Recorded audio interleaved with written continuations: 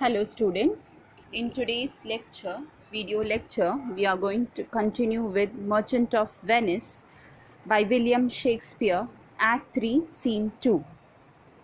Now, in the previous video lecture, we stopped with Portia's dialogue where she is saying, where then Bassanio chooses the lead casket, and as she knows that it is the right casket, now she is excited and all other passions and emotions like feelings of doubt, despair, fear, everything has vanished into thin air, and she is saying that my love, be calm, because because the excess of happiness, she feels that she won't be able to take it, or she will suffer from excess of happiness. So next, let's continue with Bassanio's dialogue. Children, please keep your textbooks in front. As I always say, it's not possible for me to read each and every line because of limited time. Bassanio, what do I find here? Fair Portia's portrait. So now, since Bassanio has chosen the lead casket, which is also the right casket, he has found the Portia's portrait in that lead casket. That is, when he opens the lead casket, there is Portia's portrait, and this is the right casket. Only a supernatural being and not a human hand could have painted such a lifelike picture. So after seeing the portrait, Bassanio is praising the painter, that a painter who has come so close in creating life must be a demigod. That is, it can't be a human hand who has made such lifelike picture. It definitely has to be some supernatural being, or a demigod. Do these eyes move? Question mark. Means he's asking like whether these eyes move. Now, though it's a portrait, it seems so lifelike that he feels as if the eyes are moving. Or do they only appear to be moving because they are reflected in my own eyeballs? So he's asking that whether these eyes are moving, or their image is taken up by his own eyeballs, that which seems or which makes him feel as if they are moving. Here are her lips parted with her sweet breath. It is appropriate that only such a sweet obstacle like her sweet breath should separate two sweet friends. Now here, two sweet friends are those two lips, as her lips are separated. So he is saying now that her sweet breath is the sweet obstacle which is separating the two sweet friends, that is her two lips. That is, her lips are parted, not two lips, but then her lips are parted by the sweet breath, or the sweet breath are acting as an obstacle because it is between those two. In her hair, the artist seems to have played the role of a spider, because he has depicted a net of golden hair to capture the hearts of men faster than cobwebs can entrap. So now he is talking about her hair, that the painter, in painting her, like the painter while painting her hair, has acted like the spider. That is, he has woven a golden mesh to entrap the hearts of men faster than gnats are being entrapped in cobwebs. So in this golden mesh, that is in golden locks of Portia, who will get entrapped? The hearts of men, and it is faster than how gnats get entrapped in cobwebs. But so far as her eyes are concerned, how could he see to paint them? After he had painted one eye, I think he should have lost both his own eyes, and thus have been unable to complete the eyes in the painting.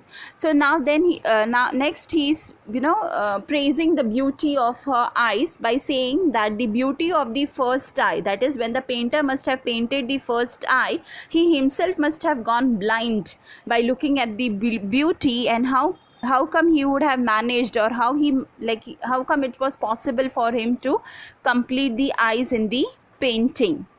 But these words of praise are unable to describe the beauty of the portrait, as the portrait is also far inferior to the person it represents.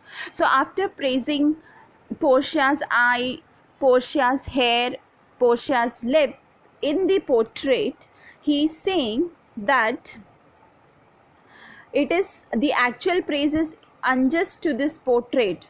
No, just my actual praise is unjust to his portrait because it underestimates the picture, and the portrait falls short of the original. That is, he is saying that his words of praise are unable, means he is still, after saying so much also, he feels that he is not doing justice, or his words of praise are not doing justice to describe the beauty of the portrait of Portia, because this portrait, though very beautiful, which he himself is finding short of words to describe, or he's thinking that his words of praise is not justifying the portrait, he feels the portrait is also inferior to the person it represents. Now, person it represents means he is referring to Portia.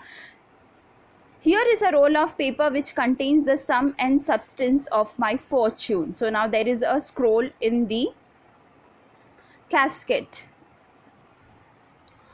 which he reads, and he says that this roll of paper, or this scroll, contains and summarizes my destiny, means his destiny is being written in that scroll of paper.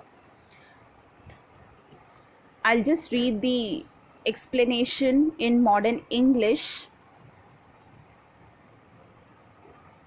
You who did not choose by the outward appearance, now this is what it is written on the scroll, a gentle scroll, fair lady, by your leave, means he first takes permission of Portia to read the scroll. You who did not choose by the outward appearance have got a good fortune and choose rightly. Now what does this scroll reads? That since you have chosen the casket not by the outward appearance, you have got a good fortune, and you have, by choosing this casket, you have made a wise decision, that you have chosen wisely. Since this good luck has fallen on you, that means since you have chosen wisely, you always be lucky as you have been there, or good luck follows you. Since this good luck has come to you, be satisfied and do not run after anything more. Now since you are lucky and you have got this,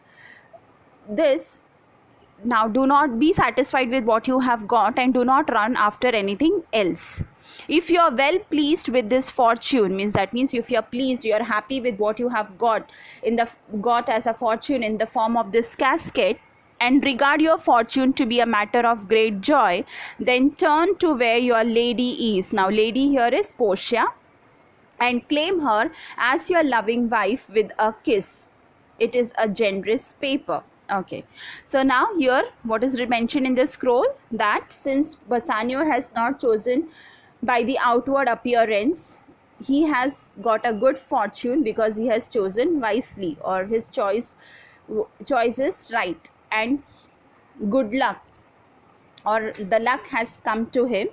And be satisfied with whatever you have got, and don't run after anything else. And if you are happy, if you are pleased with your fortune, that is whatever you have got in this casket, then turn to where your lady is, that is move towards your lady, that is Portia, and claim her as your wife with a loving kiss. So he's saying, Bassanio, after reading this scroll, he's saying it's a generous paper, that is, it's a beautiful document because the words written on it are in his favor. Then, I kiss you with your permission. Now he's taking the permission of her lady because he has to kiss her to claim her as his wife. I come as directed to give a kiss and receive one. So he's saying that I'm coming towards you to kiss you because I'm directed by the paper. That is, this is the direction, or this is the thing which is mentioned in the paper which I'm supposed to do. So I'm coming to give and receive love. I am like one of the two fighters taking part in a contest for a prize who thinks he has done well in the eyes of a spectator.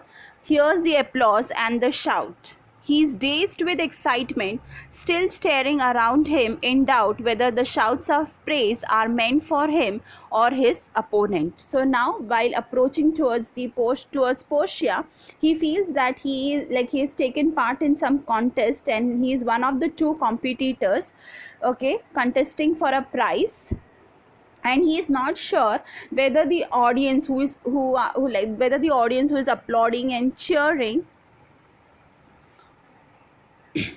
is for him, or like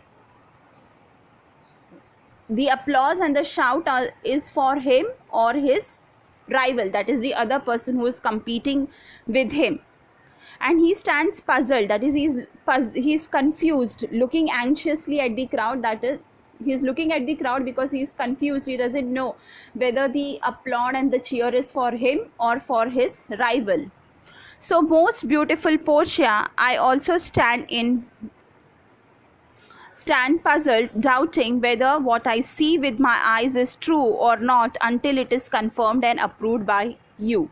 So he's telling to Portia that same way, like the contestant or the one of the competitors standing there puzzled, whether not knowing whether the applaud and the cheer of the audience is for him, same way he is standing there in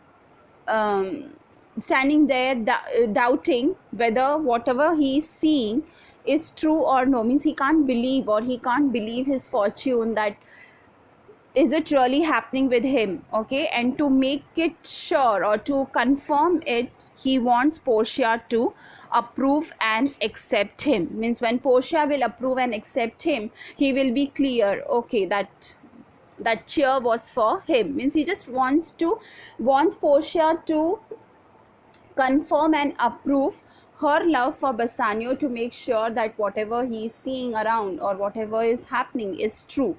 That is, he is not able to believe his, you could say, because of the excitement, he is not able to believe his happiness or his fortune. Portia, you can see me, Lord Bassanio. I stand here and you can see me as I am. So here Portia is saying that you can see me, Lord Bassanio, and as far as my own desires are concerned, I do not wish to be more ambitious for being much better.